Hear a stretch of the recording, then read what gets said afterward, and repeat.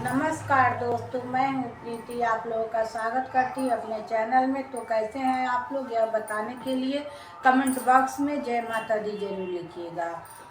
चलिए जो दोस्तों, आज आप लोग जानेंगे महत्वपूर्ण बातें, नवमी से संबंधित महत्वपूर्ण बातें। नवमी किस तरह से बिहार और की जाती है, इसी विषय में आज मैं आप लोगों को जानकारी दूंगी। तो बने रहिए हमारे चैनल पर। चैनल को सब्सक्राइब नहीं किया है तो सब्सक्राइब कर लीजिए और बेल आइकन को प्रेस कर लीजिए, जिससे मेरी वीडियो की नोटिफिकेशन आप लोगों के पास सबसे पहले पहुंचे।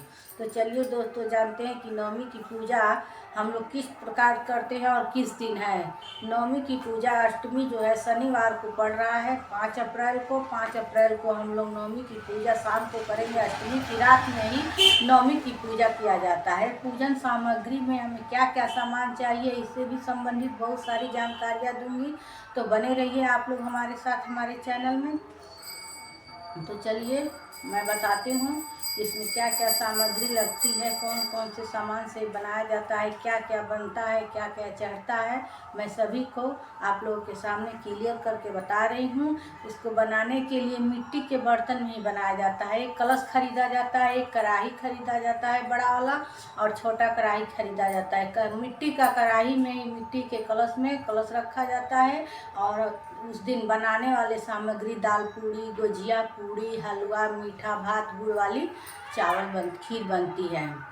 हम लोगों के यहाँ इसी प्रकार से नवमी पूजी जाती है। आप लोग बताइएगा कि आप लोगों के यहाँ कैसी नवमी पूजी जाती है। और नवमी वाले दिन कलश में हम लोग क्या करते हैं, आयपन लगाते हैं। आयपन लगाने के आयपन जो है उसको लगा देते हैं। आयपन को आटा और हल्दी मिलाकर बनाया तो उसी को आयपन कहते हैं।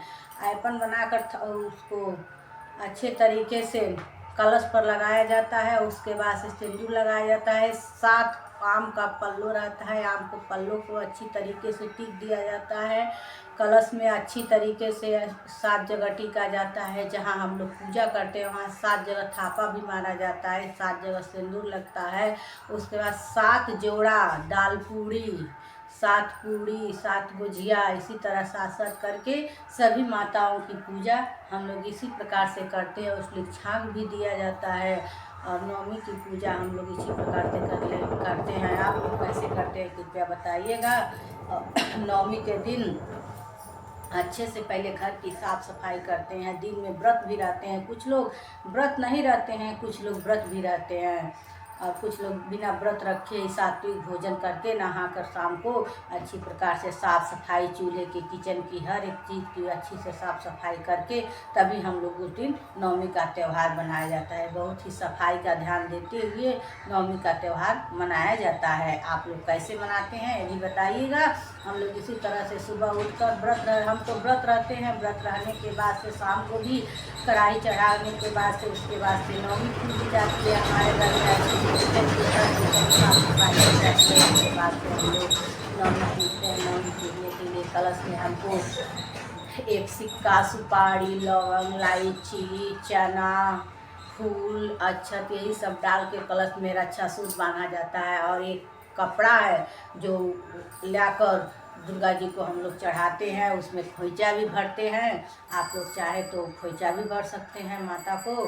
और 7 पूड़ियाँ चढ़ा देते हैं। उसके बाद से अच्छे से पूजा पाठ करने के बाद से 1 घंटा चाहे आधा घंटा के बाद उसी सारी प्रसाद को वहाँ से उठा कर दूसरे में रख लेते हैं। कितने लोग कहते हैं मुंह से आ जाएगा, काकरोच आ जाएगा, चूहा आ जाएगा, तो इसलिए सभी लोग उठाकर अपना इसको प्रसाद जो है पूजा वाला घर में ही इसको रखा जाता है। नवमी की पूजा करने के लिए अगर आप लोगों का सेपरेट रूम नहीं किचन का है तो आप पूजा घर में भी इस प्रसाद को बनाकर पूजा कर सकते हैं। बहुत ही साफ सफाई के साथ इस व्रत को मनाया जाता है।